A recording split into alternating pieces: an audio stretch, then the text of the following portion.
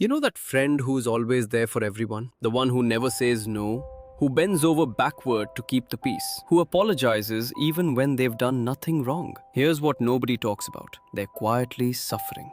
And if you're that person, you might not even realize the price you're paying. Today, we're diving into the psychology of people pleasing and why being too nice might be costing you everything that actually matters.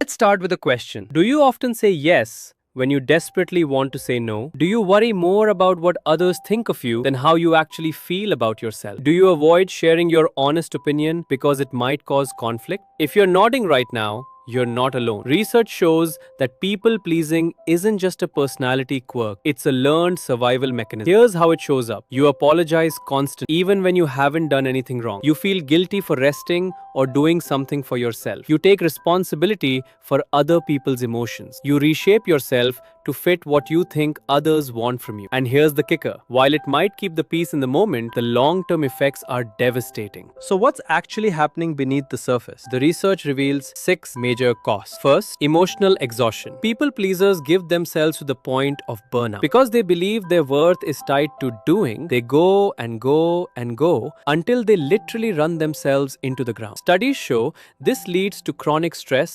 anxiety, and even depression. Second, festering resentment. You keep sacrificing for others, but few people can reciprocate at that level. The worst part? Because you struggle to ask for what you need, you don't get it, and the resentment builds. Third, loss of self. This one's brutal. People pleasers become so disconnected from themselves that they don't even know what they need anymore. When you spend years monitoring everyone else's reactions and suppressing your own need, you lose touch with who you actually are. Fourth, low self-worth. Here's the paradox. People pleasers overgive because they don't feel worthy. They're trying to earn love that should be freely given. But the more they sacrifice themselves, the lower their self-esteem drops. It's a vicious cycle. Fifth, inauthentic relationship. When you constantly try to be what you think others want, you hide parts of yourself. Nobody sees who you truly are. The relationships feel hollow because they're built on a version of you that doesn't really exist. Sixth,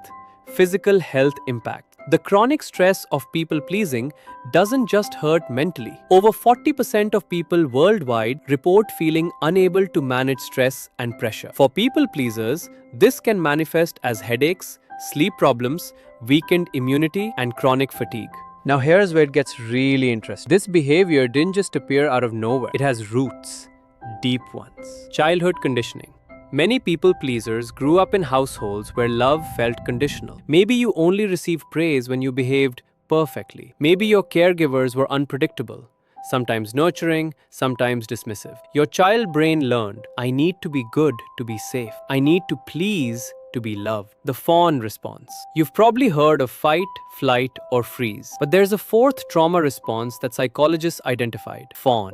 This is people pleasing as a survival mechanism. When you couldn't fight back, couldn't run away, and freezing felt dangerous, your nervous system learned that compliance equals safety. Being agreeable prevents harm. And here's the thing: even when the threat is gone, the response remains. You're still trying to survive a danger that no longer exists. Attachment wounds. Research on attachment theory shows that people pleasing connects deeply to anxious attachment patterns. When your early relationships taught you that connection is unstable, you develop a desperate need for reassurance. You become hypersensitive to others' moods. You fear abandonment, and you'll do anything to keep people close. From a neurological perspective, something fascinating happens. People pleasing activates your brain's reward system. When you receive approval or avoid conflict, your brain releases dopamine, that feel-good chemical. You get a temporary hit of relief and satisfaction. This biochemical reward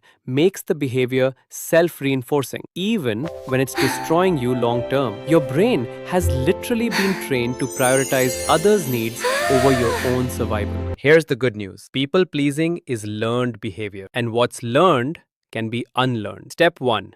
Awareness. Start noticing your patterns. How often do you say yes when you want to say no? How much do you censor yourself? How much are you giving in relationships that give little back? Just notice.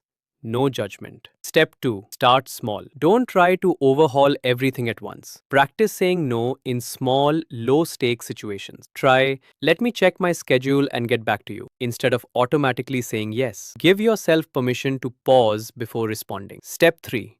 Boundaries aren't selfish. Here's what you need to understand. Setting boundaries doesn't make you unkind. It doesn't make you selfish. In fact, The the healthier healthier your your boundaries, the boundaries, more the more genuine your genuine relationships your can be. As relationships trauma can be. therapist Nedra Glover Tawab says, a lack of boundaries invites a lack of respect. Step 4.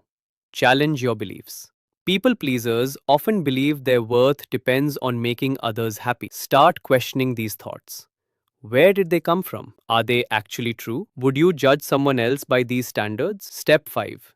Reconnect with yourself. Ask yourself, what do I actually want? What do I need right now?